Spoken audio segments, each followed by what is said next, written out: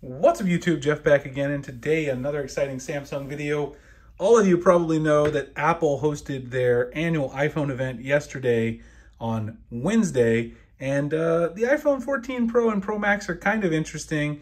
If you missed the event, there's a couple of interesting things about them. First of all, they have a new dynamic island at the top, which is what they're calling the area that they replaced the notch with the pill cutout.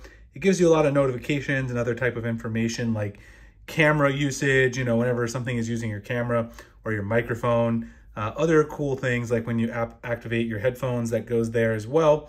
And then they also reinvented the always on display. And I actually really like it because, let me actually turn my always on display on here.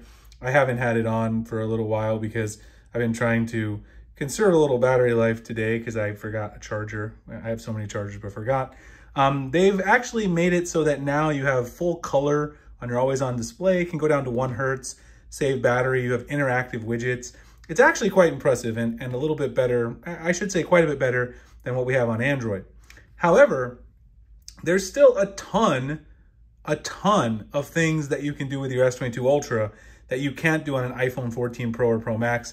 And I figured I'd talk about those things today that we still have as a huge advantage for Samsung. If anyone's looking for the wallpaper, I'm gonna drop the link to the wallpaper as well as my icon pack. Both of these come from the apps from my friends at OneForce Studio. Drop those below in the description and the pinned comment. You can check it out. So the first thing that's a huge deal, in my opinion, I use it all the time. Some people think it's a gimmick. I don't think so. That's the S Pen. You guys can see I use it for all kinds of things. One of the things I use it for a lot, which I've talked about, I work as a math professor by day. I use it to check my solutions using Microsoft Math Equation Solver when I teach things like calculus, etc.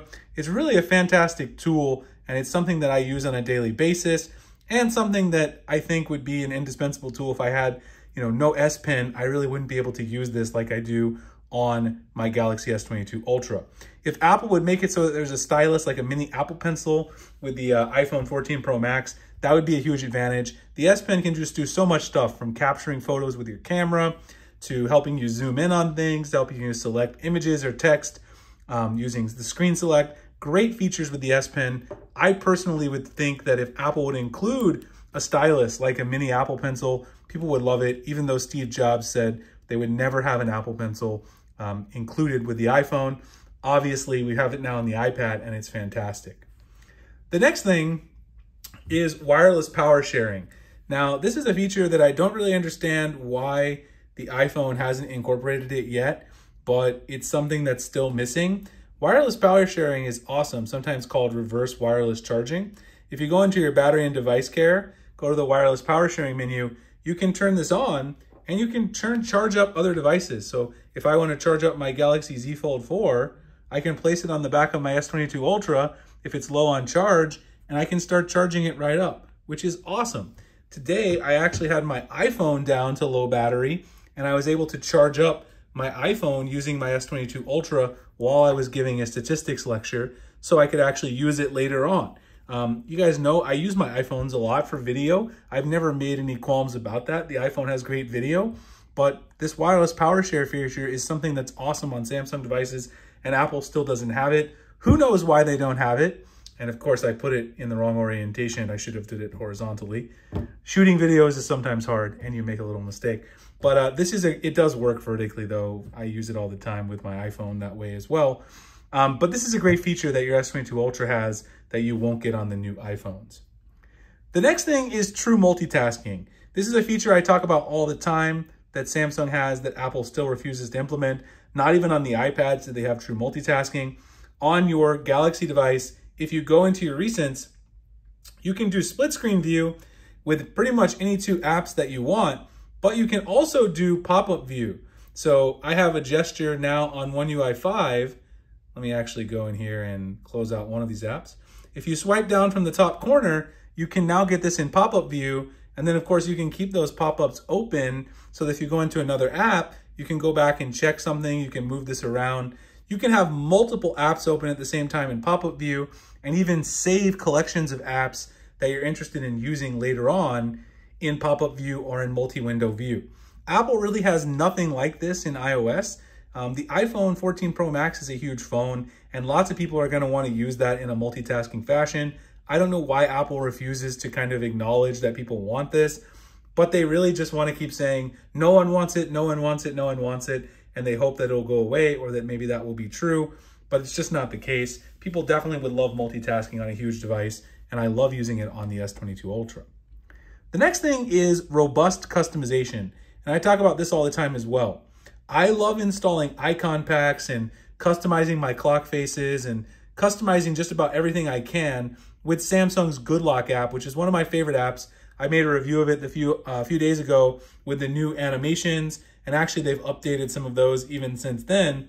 At the top, the image is a little bit different than it was when I went over a few days ago, but there's so many things you can customize. Your sound menus, your wallpaper, your lock screen, your keyboard effects. Apple could integrate a lot more customization in with their device. One thing I would love to see is just icon pack support. In Theme Park on Good Lock, you can install any third-party icon packs now from the Play Store, like the one that I have here. I just think the themed icons look a lot better at the end of the day. It's one of my favorite things to use on my device. So that is customization, and it's also not on the iPhone 14 Pro or Pro Max.